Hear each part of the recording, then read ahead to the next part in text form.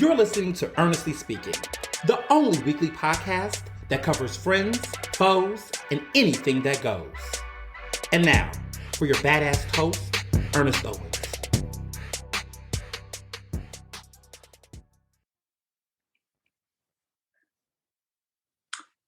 And we're back for a special edition of Ernestly Speaking with your host, myself, Ernest Owens. And I'm super excited today because I know a lot of you all have been waiting for me to announce this special guest. And so I'm just super hyped because now I can.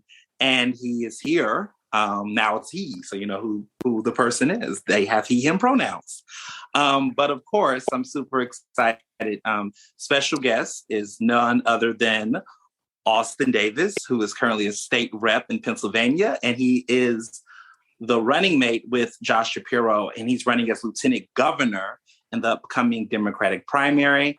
And hopefully he can be the lieutenant governor of Pennsylvania. So without further ado, Austin Davis, how are you? Good, Ernest. Thank you so much for having me on. It's great to be with you today. And so I'm thrilled to be with you. You know, I'm super hyped. A lot of people were taking wild guesses. Some people in the guests even thought it was Shapiro.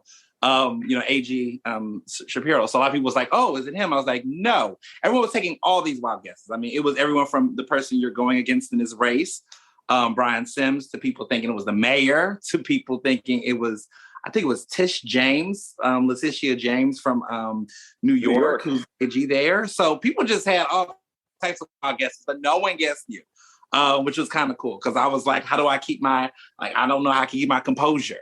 So yeah, this is awesome. So I guess what's really cool is, you're the first politician who's ever been on Ernestly Speaking. We've had a couple of activists in the past, one of my besties, but we've never had an elected official. But I felt like the significance of, your race and, who you are and what will become and what will happen historically if you're elected, is a pretty big deal.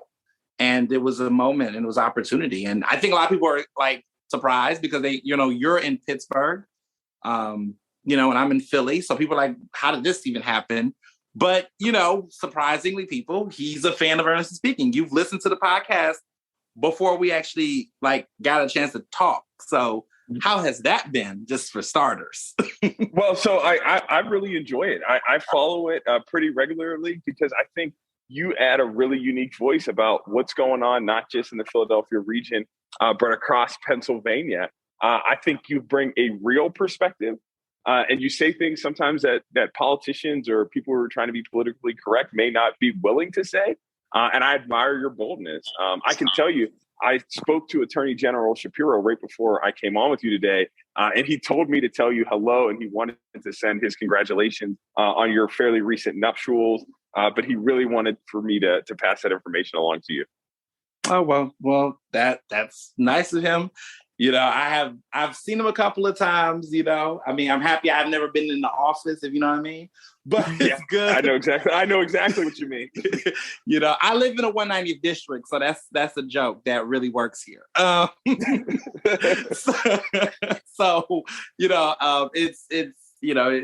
we hear Shapiro in the 190, as long as it's a 190th district, because they keep changing these maps, but everyone, it's always a different aura. So it's good to be on the other side. But, talking about you. So historically, if you win this, you will be the first Black lieutenant governor the Commonwealth has ever had in its history. Yes. And You're 32. You're a millennial. Yes. So we're both in our 30s. I'm now 30. So, I'm embracing this new era of my life. And, you're also married like I am, which is cool, but you've been married longer. How long have you been married again? I've been married. It'll be 5 years, September 1st. We've been married, but I've been with my wife. It'll be almost 10 years. 10 years. Yeah. Barry and I have been together for 8. And then we've been married since October, of course, and, recently married. So, you got a lot going on. You've been married for 5 years. Good. When did you've only been in your seat since 2018? Yeah, I got elected in January 2018 in a special election to fill a vacancy. My predecessor had been indicted for corruption. But when I got elected, I made history. I was the first African-American ever elected to a state house seat outside of the city of Pittsburgh in Western Pennsylvania, anywhere west of Harrisburg. And so we made history in winning a majority white district. My district's about 74% Caucasian. Wow. So we broke a barrier when I got elected back in 2018. So this is, just laying the base for listeners, who've been trying to figure out why this guy for lieutenant governor. How did this happen? This is, I'm in Philadelphia, so a lot of our state reps are representing districts that are a lot more diverse. And, when we were thinking about this conversation that people have been talking about electability or what's the unique traits, Western PA is no joke. Explain that. Like, what's the area like? What is for people who are not from Philly? From Philly. A lot of my listeners are Philly. So when we think of Black elected officials in Pennsylvania, we're always thinking of like what's around us. We never think about, or we think about like Pittsburgh in the gamey type of way, but we never think about it in your way. So can you set that scene? What is that scene like? Yeah. What is it like to be elected official there? Yeah, so it's very different. So the communities that I represent 9 different communities, all outside the city of Pittsburgh. They're a series of working class, former industrial steel mill towns that have really been struggling since the collapse of the steel industry in the late 70s, early 80s. A lot of working class folks in those communities. So if you think about many of the people that fueled the Trump victory in 2016, disaffected working class folks who really feel like the government and the economy isn't working for them and has left them behind. Those are the communities that I represent. Wow. Okay. And so the white people here are not like Montgomery County white, like in the sense of these are, because that's interesting because, Shapiro comes from that area, but Philly, of course, knows him really well because he's definitely have made an impact in Philly. He's on, I'm editor at large of Philly Mag. So, he's been on our most influential list a couple of times. And also people just, his presence in Philadelphia is massive. Yeah. No, it's very poor working class. Yeah, it's working class. And, it's interesting because, we see Fetterman is running for governor, not governor, senator. And there's a lot of different energy around this conversation about who's going to reach out. And you as a Black, you're young, you're millennial, right? You're proud Black statewide dude. Like, how did you appeal to those voters? Because there's someone who's around your age that's running for Senate, and it doesn't seem like it's hidden for him as much in that direction. So what made your race different, and how did you appeal in that way to those type of voters? Yeah, I think I was able to appeal to them really because of my background. I come from a working class family. I'm the proud son of a union bus driver in Allegheny County and a hairdresser. I think the other fact that I grew up in the community that I'm running in. I grew up in the neighborhood that I serve now, and I only live like 3 blocks from that neighborhood that I grew up in now. And so I think being a part of the community, but also talking about the economic struggles that people in those areas faced was critically important and helped me resonate among voters. I think the fact that I had a lived experience, somebody who was experienced, but really who worked his way up through college. I'm a first generation college graduate. And I like to joke that I got the student loans to prove it. But I think really coming from working class background, I think listening to the issues in my community and then responding really helped me resonate with the voters in my legislative district in Western Pennsylvania.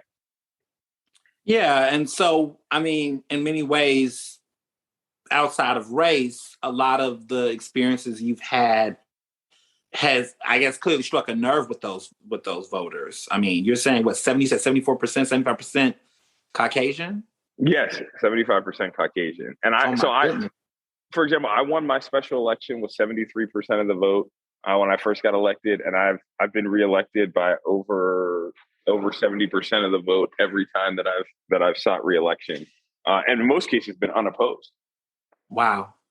And given that, I mean, when you've been on Harrisburg, what has been how do you define your policies? There's a lot of people now saying, they're independent, they're extreme progressive, they're moderate, they're counter lamb. There's all these different types of identities. How do you describe, the type of policies and things that you push? Like, is it heavy economics? Is it heavy social justice? Is it very, are you fixing on poverty? Like, what's your main, angle? How would you define it? Yeah, so it's been a number of policies. I have focused a lot on economic policies, but also tackling poverty and dealing with inequities in our Commonwealth. I would say that I'm a pragmatic progressive, if you had to give me a label, so to speak. I'd like to actually get things done. I believe we got to make progress, right? That's the point of being in government, is to try to make the people that we're elected to serve, their lives better with the tools that we're given at the particular time that we're serving, right? I've been an advocate for police reform legislation. I was one of the legislators that took over the speaker's rostrum after the George Floyd killing to demand a police misconduct database, and that the Republicans actually bring that legislation to the floor. So I've been an advocate on all of those things since I've been in office. But I can tell you, I'm really somebody who just wants to get stuff done because the people that I represent, and I think the broader Commonwealth in general, wants government leaders who are going to deliver real results for them. And so that's what I've really been focused on. And I've really been focused on my district, actually bringing back development and downtown corridors in places like McKeesport and Duquesne that haven't seen investment in over a century, making sure that we're increasing access to public transit. In many of the communities that I serve, public transit is not easily accessible. So as a member of the Transportation Committee, I've been fighting to make sure that everybody has access, that public transit is a lifeline for folks and not just a luxury. So I've really focused my time on delivering results for working class people. And that's what I'm going to continue to do if I'm lucky enough to be your next lieutenant governor. Right. So what are I guess in looking at that, what are some of your bold stances? There's a lot of, I guess elected officials who do. They're look, legalize cannabis,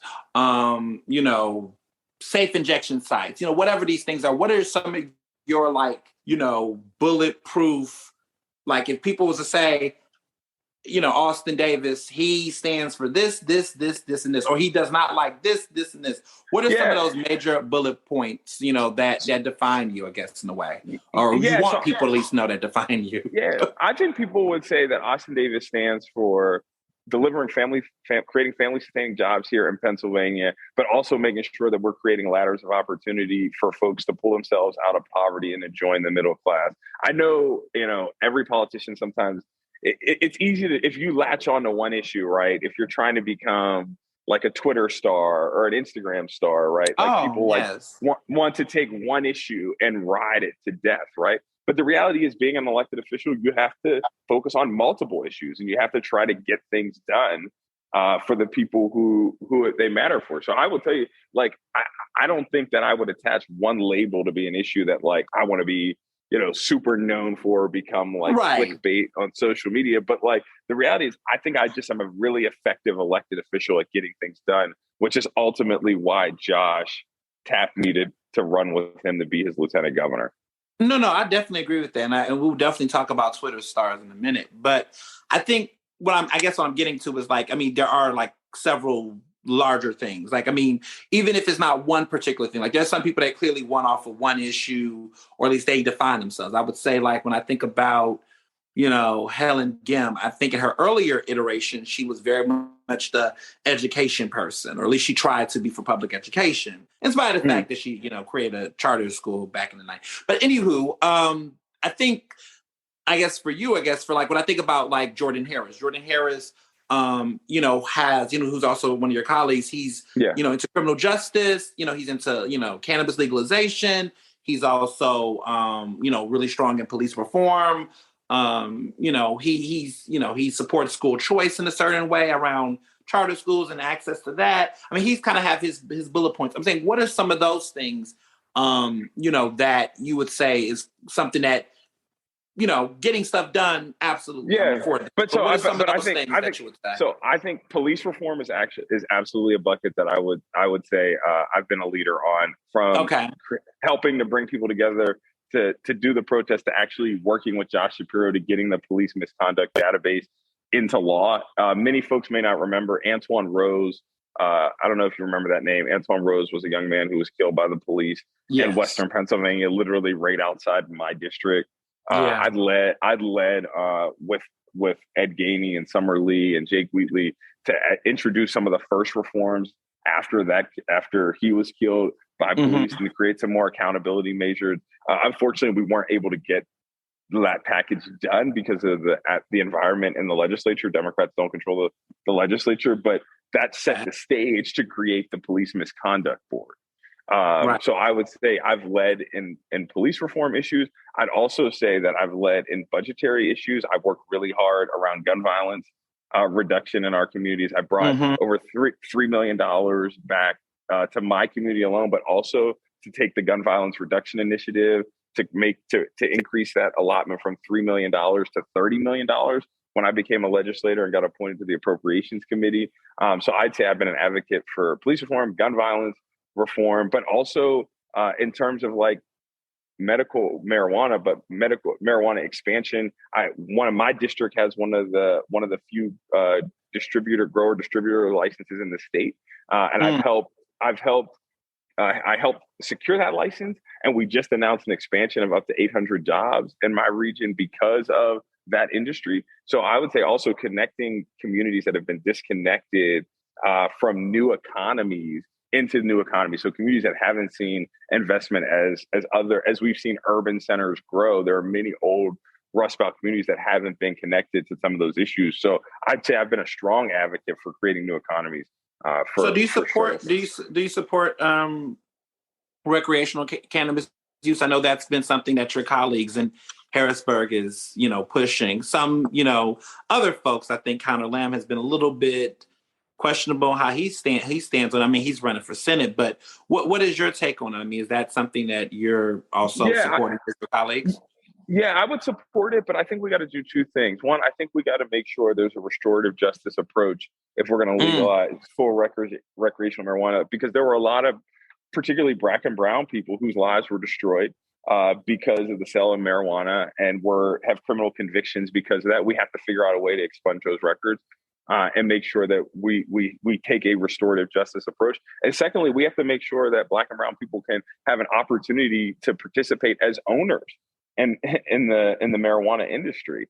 Think we need to make sure that we're having a diverse pool of folks who are not just working in the industry, but owning the industry and benefiting from it. So I think we have to figure out those two things first before we move to full scale recreational legalization. But I am in favor of recreational legalization of marijuana. Okay. All right, Lieutenant Governor candidate. I guess for me, I think that's I think you're hitting it on the nail with just the twofold. Because I think that's been the thing. I've heard a lot of elected officials really pushing it, but I've always wondered who are thinking about the retroactive actions that need to be taken for people who have had lengthy sentences and people who, even though there's all these jobs out, people that look like us aren't necessarily the ones I'm seeing starting those businesses as much. I have a really good friend of mine who I work in nonprofit work. His name is Josh Shapiro, and he is really a big advocate and activist in the cannabis movement, really trying to, in Jersey, we saw what happened in Jersey, which was good news, but then looking at what's going on in Pennsylvania. And so he's been following a lot of this. And, that was a question he actually asked me. He wanted me to ask you. So sometimes I get listener and fan questions. But that's something that this is good to hear. And it's been a lot of, different elected officials running in these races. They kind of tiptoe in it. So that's awesome. I guess one of the questions, getting into, before we get into this conversation around, being a candidate in this particular race, what do you think is going to take for stuff to get done, or I will say shit to get done in Harrisburg? Because I get state reps, it's always the finger pointing game. And I mean, you're not, you're in Pittsburgh. So, in Philly, we get this finger pointing game between the state reps, right? Where they'll say, that's the city council's job. Talk to your city council president. The city council will say to us, No. It's this is the state issue. Like, what do you think it's going to take for that back and forth to cease? What do you think it's going to take? I don't know necessarily about the back and forth, but I think the type of change that people in Philadelphia and quite frankly across this Commonwealth I think it's going to take Democrats to not just win the governor's office, but I think we're going to need to pick up more legislative seats as well. Because as long as we have divided government in Pennsylvania, as a member of the House for the last 5 years, we have tried, a number of us, to work in a bipartisan fashion with the Republican majority. The reality is they don't care about a lot of the issues that you and I care about. And so they don't care to address them. So until we win more elections at the state legislative level, I think we're going to continue to see some of the gridlock that we see. And unfortunately, I know that's not the answer everybody loves to hear, but the reality is we have to win. But that's just the truth. It's a number thing. Right. It's a numbers game. And the reality is Josh Shapiro and I are putting forward a vision that we think we want to enact in Pennsylvania. And the reality is we don't want to play defense the entire time with a Republican legislature, which is why we're working as hard as we can, not just to elect each other, but to make sure that we elect Democrats up and down the ballot across Pennsylvania. That's really what it's going to take to really see true action out of Harrisburg, because unfortunately, I don't think the Republicans are just not good faith actors. They don't come with a mindset of compromise. They come with a mindset of their way or the highway, or quite frankly, many of the ideas that they have are destructive to places like Philadelphia. And so we are going to have to just win elections to push back against that. But I think part of it is also folks coming to a table with the recognition that we're going to have to compromise on some things, right? It's not going to always be what Austin Davis wants or what Josh Shapiro wants, but we have to be able to. But it's always going to be what Ernest Owens wants, I think. Definitely on the Ernest Owens show. Right. I think, I agree with what you're saying. I think to a certain extent, it's frustrating to hear, but it's the truth. I think in a nutshell, you're basically saying that, look, the governor and the lieutenant governor can only do so much, but it's going to require a real statewide coalition.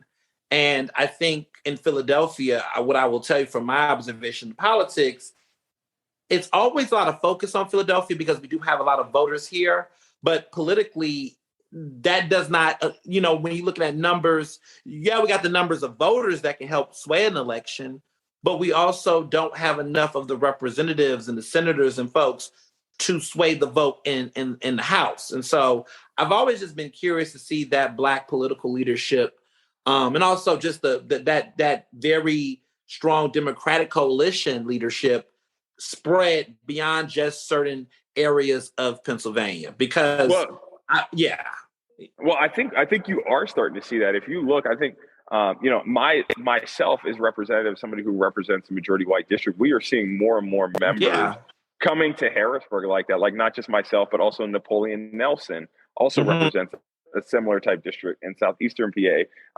But there are a number of, if you look at the redistricting that happens, they're called opportunity districts, where you could very well see an increase in Black and Latino representatives and districts that we have not seen at any diverse leadership. So I think as we move forward, you're going to start to see more and more of that. And for the listeners, can you explain to them what an opportunity district is for the listeners who may have never heard that term? Yeah, an opportunity district is a district that has a population, a minority population over 35%, but is not technically a majority minority district. Got you. And so basically in these areas, there are some across Pennsylvania that could see another Austin Davis or Napoleon if people show up to the polls, right? Yes, absolutely. Yeah. So I guess now we get to the fun part, or like now that we have this basis here. Because I think a lot of people, in Philadelphia, I know they hear you, you kind of came, you kind of came on the scene for Philadelphia when Josh Shapiro announced you as his running mate, which is unprecedented, first of all. Like normally we don't see governors. I mean, I don't think, Governor Wolf woke up and was like, I want John Fetterman to be my running mate. They just kind of it just happened the way it happened. I remember it was Mike Stack and, it was a lot going on. But in this situation, it was like, whoa. I remember and I was like, okay, because I have to be honest, it's not that I never thought Josh Shapiro was, you know, a good candidate. I mean, he clearly is the bona fide from the Democratic Party. He's got the backing. But I have to admit, I wasn't like crazy excited because I think everyone in Philly at least knew Josh Shapiro wanted to be governor for like ever. What we did not know is that you was going to be the lieutenant. You was going to be a lieutenant governor candidate. So it kind of had what I would describe, not to compare you to her because I think you're completely a lot different, but it was the Kamala Harris effect to a certain extent, where there was that, you know, Joe Biden was pretty much everybody knew he was running for president. I think a lot of people knew he was was going to get the nomination, but like, who was going to give that flavor, that spark to get the base or get Democrats that, you know, were excited, and get people excited. And I think you kind of brought that to Josh Shapiro. I mean, clearly he's, you know, qualified, by all means, qualified to be governor of this Commonwealth. But, you know, being qualified and being cool and being a white straight guy, it's like, all right, cool. But like, what's your team looking like? And so as a millennial, as a Black voter, I mean, once I saw that you were running with him, I pay more attention. I got a little bit more excited. Got like, okay, what's going on over here? I got more intrigued in the governor's race because I've been following the Senate race for a minute. But when I saw that, I said, okay, this is different. So what was that like to get the call? Like, what was for what you can tell us? I mean, I know. Yeah. How was that going through that whole, like, how does that work? Because I don't know if like in 2018, I don't know. Did you wake up saying like in 4 years, I'm running for lieutenant governor? I mean, I don't, you know, I know people are ambitious, but how did this work? Well, I think we're living in unprecedented times, right? And I think it shows Josh's commitment to having a diverse voices at the table, and people who have different life experiences than he does. Represents that, one, this is a critically important election, and we just can't afford to keep doing things the way we've done them over time. I had been thinking about running for lieutenant governor since the early part of last year, and I had have traveled the state and met with a number of my colleagues, and had conversations with Josh Shapiro that I wanted his endorsement. And so ultimately, Josh didn't pick up the phone and say, Austin, I want you to run. And I decided to run. I was already moving towards making a run, which is why when I announced I was running, I was able to announce with the endorsement of the majority of my colleagues in the Pennsylvania House of Representatives. Why I was able to announce with the endorsement of nearly every Democratic state senator, as well as Governor Tom Wolf and Governor Ed Rendell. So it very much wasn't something that I got a phone call one day from Josh and decided to do it. It was something that I was pursuing on my own. And the reality is, to be an effective lieutenant governor, you have to be a partner with the governor. And so I was honored that Josh saw in me somebody that he wanted to serve with as his partner. And obviously, I wouldn't be running for lieutenant governor if I didn't think he was a great leader and somebody that I wanted to serve under. But I think it made a lot of sense for the moment that we are in. And I think the reality is it's past time that the Democratic Party nominate for their statewide slate. I think Black voters are clearly the cornerstone of the Democratic Party. There is no Democratic victories without Black voters. And I think people want to see a gubernatorial ticket that's reflective of the diversity of the. Absolutely. So to be clear, you had ambitions and interest in lieutenant governor prior to this endorsement or this partnership. Okay. Because I mean, I was always curious about that too. It just, pretty much it was so, in other words, it was like there was already a train running, and then he decided to say, look, the train is already here. We might as well just rock together, because I mean, it's safe for him in many ways, and it definitely gives you but I mean, it makes sense for both of you, I think, in a way. I mean, clearly, you have an opponent, you have a challenger in this primary, but at the same time, I do agree. Josh having you with him helps him too, because I wasn't really looking at him like that, to be honest. I was going to go to the polls and vote the right way, but I wasn't going to have as much enthusiasm. And so I think there's a good balance. I mean, you all are very different. I mean, you're in Western PA, you're a millennial, you're Black, your experience in politics is very different from his, Yes. And I think that's a good look, right? So what makes you, I mean, you all are like very different in that way. What are some of the things that I think I guess we would say distinguishes you from, Josh. Because sometimes when people see running mates, like, when Kamala and Biden was on the ticket, we knew that Kamala had her own unique perspective and a way that she's going to go about things in her role as VP. And Biden has his own style, of course. What is that for you? Because, you guys are both two different types of people. What is your flair and your difference or what you bring into the ticket that's unique in your opinion?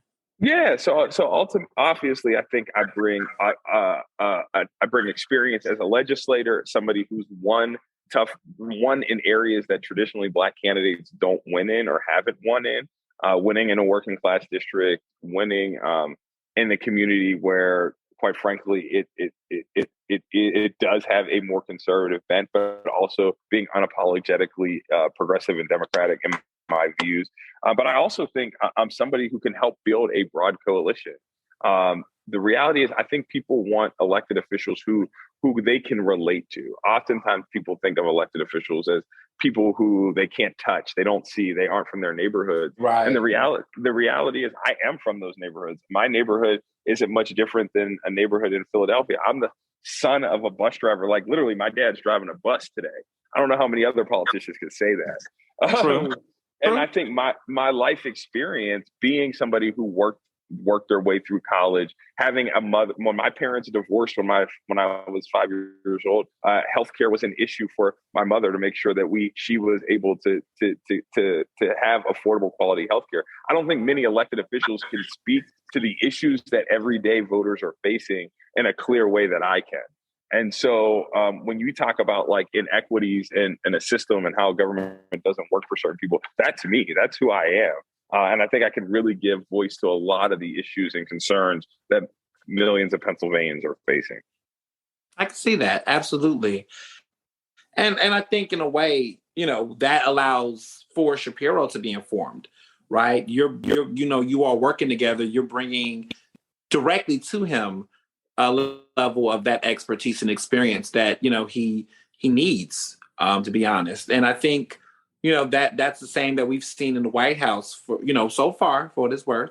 And I think that it's interesting because for so long, there has always been this weird strained relationship between the governor or the lieutenant governor, or they just seem to be their own individuals. And that's right. It's good to see politicians have individuality, but sometimes you can see, right, in certain cases that they're not necessarily on the same page.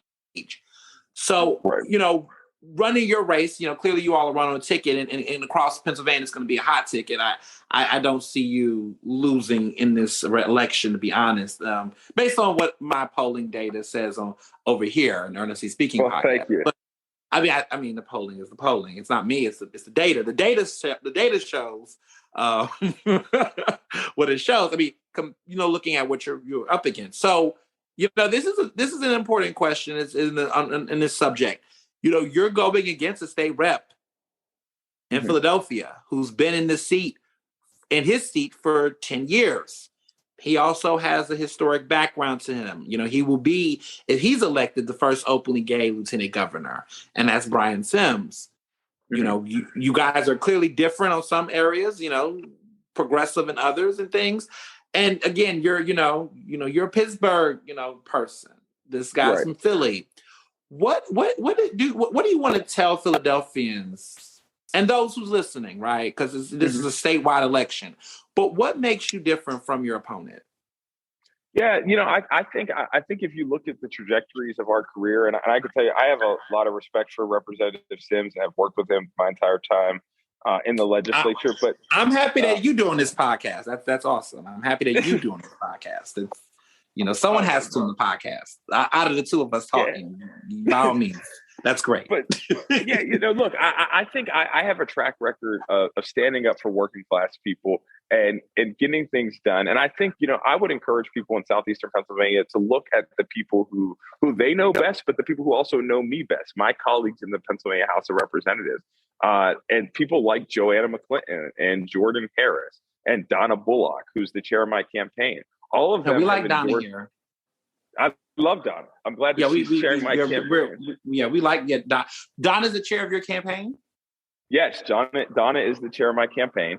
Wow. And so people who I've worked with that live in Philadelphia, represent Philadelphia, but who've worked with me every day and have seen my leadership style, think that I am the right person to be the next lieutenant governor. But not only have said that privately, but have publicly endorsed my campaign and have taken active roles into help me getting elected. And so the reality is those folks have worked with Representative Sims for 10 years. They've worked with me for nearly 5 years, and they've come to the conclusion that I'm the better candidate. The reality is I'm the only one between the two of us who's been elected to a leadership position in the House of Representatives.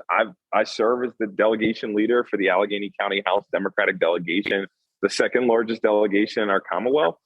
So, I think I've proven in the time that I've been in the legislature, one, that people recognize I have serious leadership skills. I can get things done. And I'm the best person not only to help Josh Shapiro govern effectively, but to help him win this election. Right. And that's all great. And that's wonderful when you're talking to like reporters. But this is Ernestly speaking. So like there's gotta be like, those people vouch for you. Yes, you have some great endorsements. That's wonderful. But like at the core, like voters don't care about all that. I mean, they don't. I mean, it's nice, right? Let's keep it 100, right? It's nice that like, you got those endorsements. I mean, some of those people are endorsing like other less qualified people in Senate races. And the value of an endorsement to a certain degree, it does hold some weight, right? Like we do like to see it. Like we love to see it. But at the same time, there is also that factor of like at the core, like if I'm a voter at the poll and I'm seeing Philadelphia on there, what is it about that candidate? I mean, listen, Shapiro has ran some tough races. I have seen him. He says, listen, with all due respect, I got to keep it. I have no other choice but to keep it 100. I'm just saying what's at the core, because because if I'm listening to what you're just saying, I know why I'm not voting for Brian Sims, and my listeners know why I wouldn't vote for Brian Sims. But I think for some people that's in Philadelphia, they might say, okay, these two people, he got endorsements here and he got some endorsements, but I'm leaning to Philly. What is it? Why shouldn't this guy be in this seat? Like, so I'll tell you, if you're a voter in Philadelphia and you're somebody who has been through adversity, who your family has struggled, and you want somebody who can relate to you in elected office, that's me. I'm a poor Black kid who worked his way through college, who literally started at the bottom of politics and worked my way to the position that I am today. Nobody bought me and nobody paid for me to get here. I literally worked from the bottom. If you want somebody who recognizes your life experiences and the things that you and your family go through every single day, then I'm your candidate in this race. And if you want somebody who's going to actually deliver for your family and actually get things done, I'm your person in this race. What are the concepts? Well, the same opponent will probably say the same thing. They'll say that they've experienced discrimination. I mean, how do you think that pales in comparison? What to experiencing discrimination? Right. I mean, I think he'll say the same thing. I think both of you all come from some level of marginalization, right? I mean, clearly I'm Black and gay, so I'm on both sides of this situation. But I think, again, people will say, well, he can say the same exact thing. Like what makes, I mean, I don't want to, be the one to talk, but I mean, there's been things that I think, outwardly has been said on the campaign or has been done in the records that really, I think, makes a different distinction between yourself and Mr. Sims. And I'm just trying to figure out, like, how do you navigate that to voters? It's just like you guys seem to be the same. I mean, clearly racially not, but arguably both of you all have pulled from personal experiences of rejection, of denial, of loss. But I also think the difference is that I grew up in a neighborhood that actually has gun violence. Like I've actually seen those things in my community every day. I don't think Representative Sims can say that. I'm speaking from somebody who grew up in an impoverished neighborhood. I don't think Representative Sims can say that. And I think the reality is our life experiences are just very different. So are you saying that the things that he's campaigning on, you've walked the walk and he's just talking it? I'm saying I've walked the walk. I'm not saying what he's doing, but I'm saying what I've done. I've walked it and I've lived it. He can speak for himself. That's facts. That's true. And I mean, in this race, I mean, it's been interesting how you all have both campaigned. I mean, you must be seeing what is opposition saying, that you want to push back on about your race. I mean, to some extent, what is the, opposition might, you must, you're a candidate, you're running out here, you're getting some pushback. What are some of the things you want to counter? So I think one of the things that he puts out is that he has 10 years experience and I only have 5 years experience. Well, right. The reality is, if you look at the time that we've done there, I'm the only one in this race that's been elected to a leadership position in the House. I think I'm the only one in this race that's actually gotten bills out of committee and through the House. So if you're comparing, if experience, if he's saying, if you're basing experience on length of time, then yeah, you got me beat. But if you're basing experience on actually getting things done, I think I prove that I deliver. And, one of the things that we often talk about, one of the critical roles of the lieutenant governor is chairing the board of pardons, which is a critical board that many, quite frankly, the people that come before that board look a lot more like me than they do him. And I think having a person of color chair that board, not just somebody who's an attorney, somebody who actually has a real lived experience with the people who are coming before that board, will be an asset for people here in Pennsylvania. So you're making the case of quality over quantity? You're saying that your times, what'd you say? I would make that case. My time being spent in the legislature maybe have been more effective.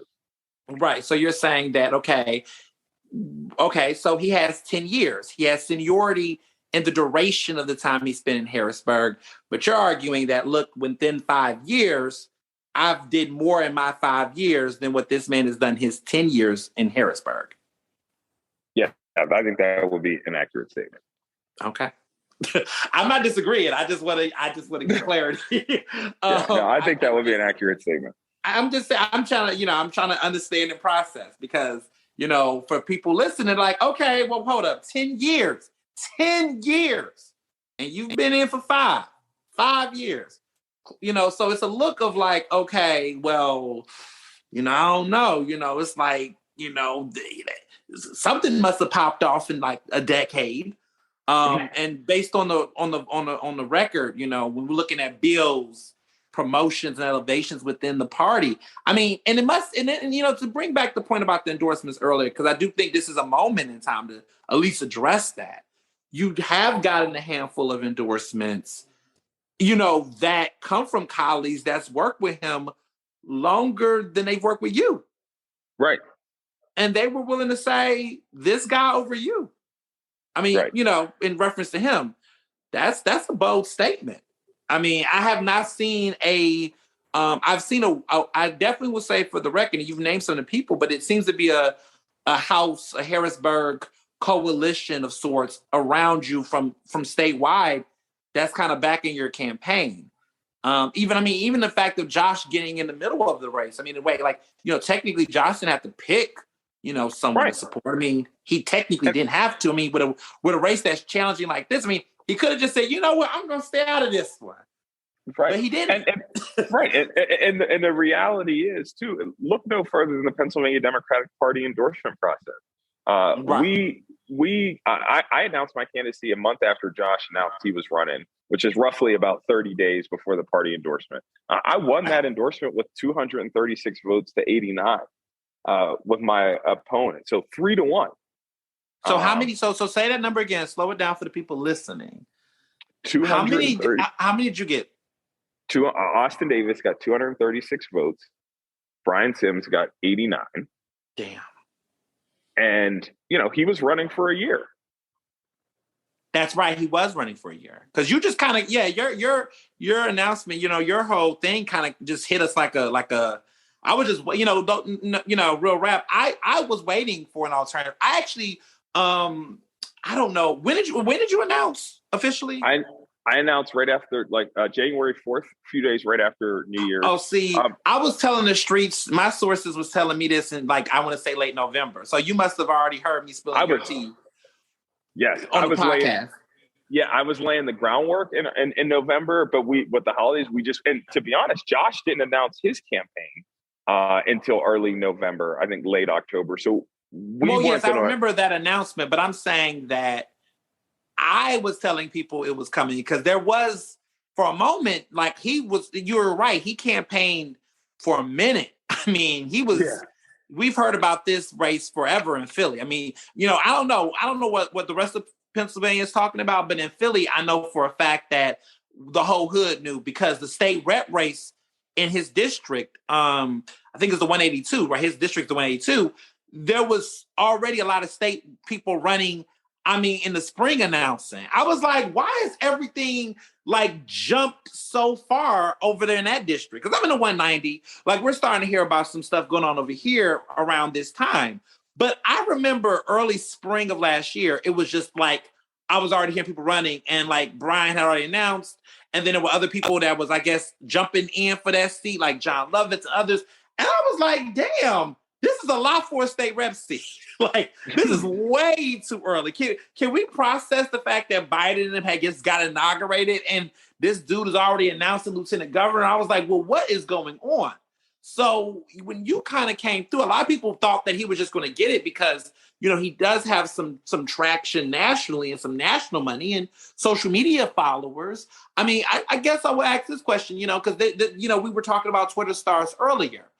What do you think about the role of social media in all of this? Because I see a lot of these, some of these candidates are really getting the social media buzz going. I mean, a lot of them, I feel like are trying to do my job. I'm like, this is what I do. But what do you think about that? Like the role of that? Does that concern you at all, running your race? I mean, what do you think about that? No, look, social media has a role. It helps amplify a message, but it doesn't take the place of actually going out and meeting voters and talking about why you're the best candidate. And so I think a lot of people have spent a lot of time becoming Twitter stars or catering exclusively to Twitter, that they forget to talk to actual real people that live in Pennsylvania. And so that's what we've been focused on, right? We use social media as a tool for people to follow our campaign, who want to know what's going on and a way to connect. But the reality is you got to go out and talk to real voters and convince the people that actually live in Pennsylvania, who don't just follow you from, California or New York or Florida, to vote for you. I mean, your message has to resonate with people who actually live in Pennsylvania. That's true. And I do think that's what's making me be concerned about other races, in general, just talking in general. That it's one thing to run like that and you're running for city council. But when you're talking about a race, I mean, I can imagine social media didn't really do a lot to get those Western white folks in PA to vote for you. Those working class people had to see, you had to knock on doors and canvas, I guess. I mean, you have to do a lot of that. Yes. And are you doing a lot of that? I mean, I can imagine now for Lieutenant Governor you are, but how are you working that and balancing your personal life in the midst of that? Like, how's that working? Well, so, luckily my wife and I don't have children yet. So, and my wife has a pretty demanding job herself. Your wife is Blair, right? And tell that, Blair. People, because, people going to Google you and look up, who is Blair? People going to be Googling, My wife, Blair, is the head of community relations for the Pittsburgh Steelers. Don't hold it against me, any of the Eagle fans. It's okay. It's all right. But she runs the community relations department for the Steelers and has been there for the last 4 or 5 years, I think. But, she's a California University of Pennsylvania graduate. And we met right after college, right after we graduated from college. We met and have been together ever since. But, it's tough, right? Politics is hard. It's a big state.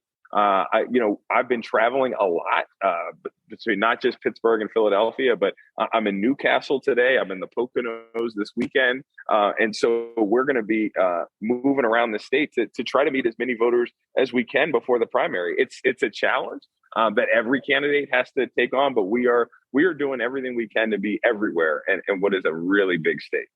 Yeah, and she's a very successful, Black woman in her own right. That I know some people see her and she lights up the room, and people are like thinking like that same Michelle Obama effect of like, why won't she run for office? Like, what is that like? Does she have political aspirations as well, or is that No. But to be honest with you, she'd be the best candidate I've ever met. If she decided to run for office, she would win. And I tell people the only person I'd be terrified to run against would be my wife, because she would absolutely win. But she is very supportive of me. She has embraced the campaign. She's enjoyed it. I suspect that people will see a lot of her over the next few months on the campaign trail with me. And so it is something that we are an all-in family. Whenever somebody does something in our family, we support them 110%. I could not have a more supportive spouse in this endeavor. But she's really taken a strong, active role in the campaign. And I think people are going to be seeing a lot of her over the next couple of months.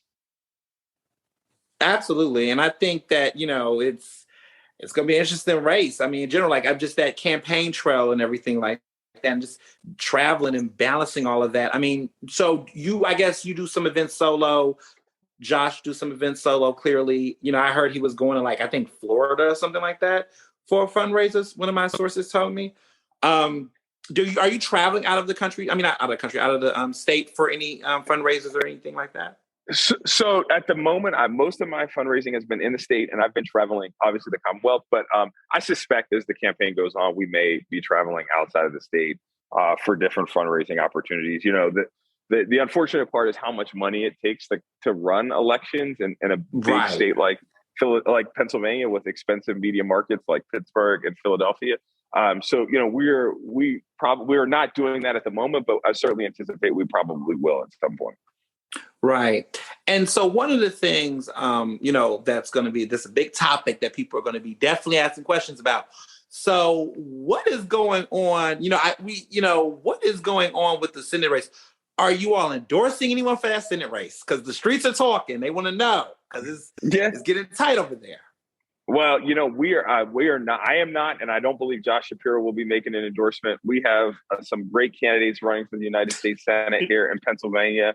And whoever the voters decide in the primary, we will be happy to campaign with in the general. And I can tell you all the candidates that we have running are head and shoulders above any of the candidates on the Republican side. This is true. That doesn't make the listeners excited because, the people are like, well, it's a very interesting race. It's I always say there's 3 people running for Senate, and I need to stop doing that. There are multiple people running for Senate. But it must be, I guess they haven't endorsed. Have you gotten any endorsements from Senate candidates publicly? No, I have not. I have not, but I have also not asked any of them for their endorsement in this race. Course. I mean, we're all kind of focused on our own races, so I've not asked them, and no, they have not offered. Right, and I mean to a certain extent. I think in a race it's so difficult to navigate, those candidates. All of them, I think, I don't know, I won't say all of them, but it seems like some of them have exhausted a lot of those early endorsements from political support. So any drop of the button, bucket moment, that could sway voters one way or the other. It's going to be interesting to follow that. You got some people that that's running the race that, some of them are state reps. One of them is a state rep, I believe. Somebody's a lieutenant governor, so you might be the successor to somebody else, a colleague to another. That's interesting position to be in. Yeah, it is. They're all friends of, I know each of them very well. I've worked with Representative Kenyatta in Harrisburg, have a really good relationship, and a lot of respect for him. Connor Lamb, I supported him when he ran for his special election to Congress in the U.S. House. In Western Pennsylvania, I've known him since he was an attorney in the U.S. Attorney's Office. I've known John Fetterman is a neighbor of mine. He lives 5 miles from my house in Braddock. What? So you don't live, hold on, pause. Let's bring that back real quick. You lived 5 miles away from Fetterman? Yes, we're very close to each other. Wow. That's wow. I didn't know that. That's a fun fact. We are literally 2 communities away from each other. And basically 2 neighborhoods in Philly would be the best way to describe it. Right. And so, yeah, you have an interesting connection to all of these people. So I guess for you're kind of happy that you haven't gotten that phone call from it, or you haven't had to be put in a position to have to choose, huh? I have not choose. I have 3 friends in the race, and I'm going to let the Democratic voters here in Pennsylvania make that decision. That's fair. I think all 3 of them probably don't have the same similar stories as your opponent. I think that's safe to say, to be accurate. I would say that I don't think they are as close with your opponent as you. So I would argue that from what I hear from my sources, it seems like everybody in the party, for the most part, a lot of people are like supporting, even people you haven't endorsed. I think when people are asking around town, I mean, they clearly support Josh out loud. They clearly going to support the running mate. So in that interesting, you know, situation to say. I guess in wrapping up and everything, I guess what is, I got two questions, but the first one is, what is it that you want people to know about you that you don't feel like anyone else has talked about, or just in general? Like, why are you on this campaign trail? Yeah, you got these accomplishments and all this stuff, but what do you think, out there, like, before everyone puts you up in that position, at I guess that poster boy position of like, hey, this guy's gonna make history. And I always see this happen with Black people who, even myself, I've been in those situations, right? Where you're the first to do something or whatever that case is, and so much of what else about you gets lost in that. What is something that you want people to know about you that you feel like doesn't get talked about enough? That's not like corny. I mean, look, I think, just at a very real level, like, you take away the politics, you take away like the titles that we have in these big offices. I'm still a poor Black kid who grew up in Western Pennsylvania, who really got involved because of gun violence in my neighborhood and wanted to make a difference, right? And I feel like that I'm extremely fortunate that I was able to work to put myself in the position that I'm in, but also has a responsibility to make sure that folks coming behind me have ladders of opportunities. So that is really the basis, core level reason why I ran for state rep, I'm running for lieutenant governor, and why I want to serve the people of Pennsylvania in this new capacity. Awesome. And, I guess, everybody's trying to wait. I mean, now I guess there's the goal on getting petitions. Is petitions finally, happening? Yeah, okay, so you can start getting people's. So, what people don't know, because, I got to put it out there. You last week you was in Philly and you was making your stops. We saw some of the pictures you was in. You had all these Philly crews and they were posting. It was getting the people shook. It was like, not you going through Philly, but a lot of people don't know that we saw each other in Philly. You was making your rounds. We did. I did. I'll be in Philly next week.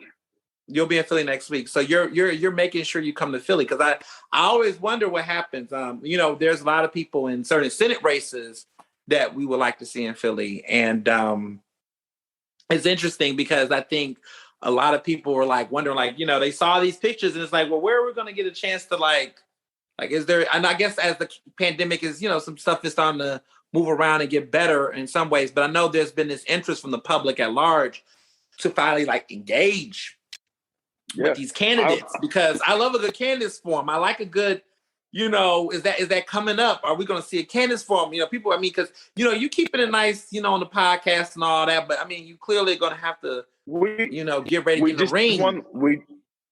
We just did one last night in the second ward of Philadelphia. We had all three lieutenant governor candidates, me, Brian Sims, and Ray Sosa, participated in a forum last night. Oh, I didn't even know that guy existed. And I feel bad. Yikes. So we are participating in as many things that folks want us to participate in, and I suspect, actually, I think there are a number of invitations for another forum in Philadelphia in the coming weeks that we'll be participating in as well. So we are going to be in Philly next week. I definitely want to go. Are they taking audience questions? I think they might. I'm not sure what the format is yet, but we'll make sure we keep you posted. I would like to go. I would like to go and ask questions.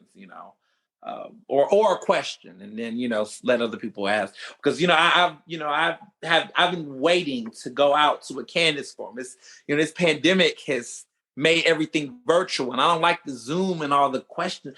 I want to see people in person. I think there's a different energy there. Especially dressing wise, like people like to dress up, and I just want to go and be able to ask questions in person. So. It's good for people to know that, because I know a lot of people listening are going to figure out, like, okay, where are you coming to Philly? Because you're in Pittsburgh and clearly got Pittsburgh on lock. And you're also still running for state rep. How is that? Yes, I am. It's great. Yeah. You know what? I'm running for state rep in my house district. I'm unopposed in my state house state. My community is thrilled that I'm taking this leap to run for lieutenant governor, but if it doesn't work out, they want me to still be their state rep, and I'm humbled that they would want me to do that. Totally. And I was thinking about that too. It's like there are a lot of people who are running for other seats and they're still getting challenges in their own districts, which is interesting within itself. So the fact that you're running for this seat and no one wants that smoke, I guess, and I mean, I guess clearly, right? But other people are running for dual seats and they have challengers, and it's like wow to me. So that's good to know for people to know. I mean, that just shows you how popular you are in your area and how you're trying to extend past Western PA to get, of course, to Philadelphia and get throughout the rest of the Commonwealth. So before wrapping up, did you have anything else you wanted people to know specifically about your campaign, about what anything else? You got a dog coming? What's going on? No, I just want to first thank you for taking the time to chat with me and to get an opportunity to introduce myself to your listeners. I would encourage folks to check out our website to learn more about me. It's www.shapirodavis.org. Feel free to follow us on any of our social medias, Twitter, Facebook, Instagram. Our hashtag is Austin Davis PA on all those. And so we're building a coalition to win, and we want everybody to be a part of it. As many folks who want to be a part of it to join us in this race. Awesome. Well, as always, thank you so much for being a special guest. Our first politician, y'all. This is, it's interesting because, a lot of people I've always wanted different elected officials to come. You weren't scared, but, I always tell people that I think with certain politicians, the ones who are so open to talk to the press or talk to people are typically the ones that don't have anything going on. Because normally the ones I try to call, they're like, I got to have three dozen lawyers. What are we talking about? I need the questions in advance. To be very transparent, you got none of these questions in advance. The listeners don't know this. You didn't know what I was going to ask you. You didn't know at all. Nothing. Nope, he got no script. Because I want people to know, okay, there was no script. He got no questions in advance. He got a time. He said, roll up, pull up. That's it. That's all he got. So thank you for being a guest. And as always, to my listeners, be well and be best. Ernestly Speaking is recorded in Philadelphia, Pennsylvania, and can be found on Apple Podcasts, Google Podcasts. To stay up to date with the latest on the show, follow me on Facebook, Twitter, and Instagram at Mr. Ernest Owens. Use the hashtag Ernestly Speaking to tell me what you thought about this episode, and check out my website at ernestowens.com.